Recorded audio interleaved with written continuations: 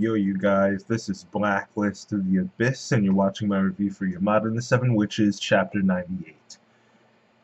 And this one it gave us some information that'll be very valuable. It is very valuable. We learn about the witch powers and how they're not the same ones as before. The charm power, premonition power, telepathy, they aren't the same ones. New powers have been introduced to the school.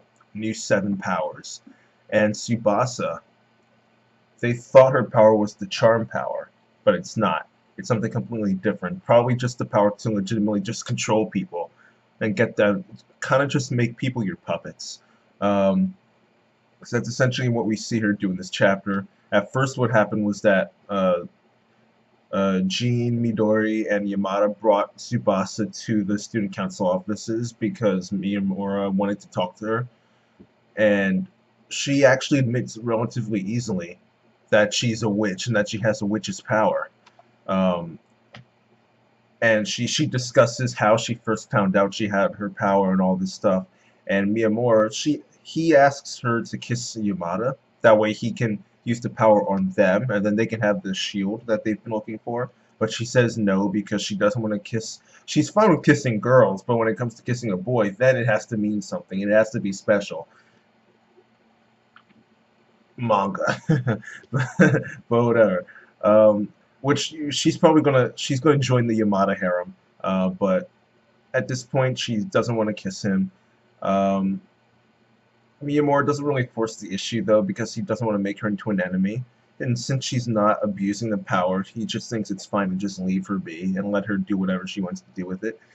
Um, but Yamada, this is when it comes in when Yamada doubts the fact that it's the charm power, and he thinks that something's off about Tsubasa. So he brings Odagiri with them, and they hide inside this little like crate thing. It was actually kind of funny. Odagiri was really funny in this chapter.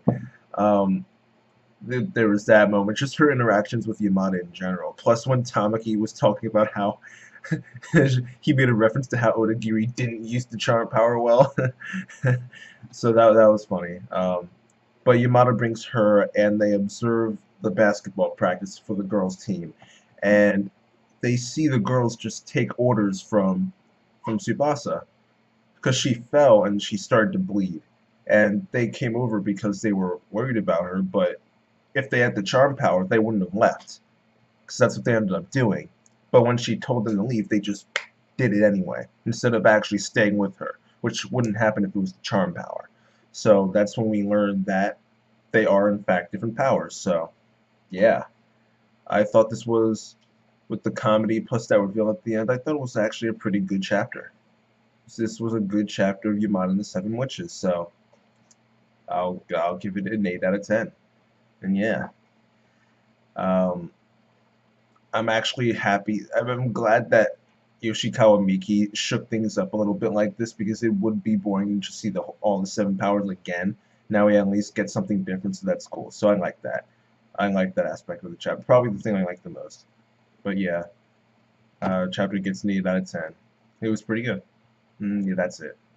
Rate, comment, subscribe, and I'll see you guys next time.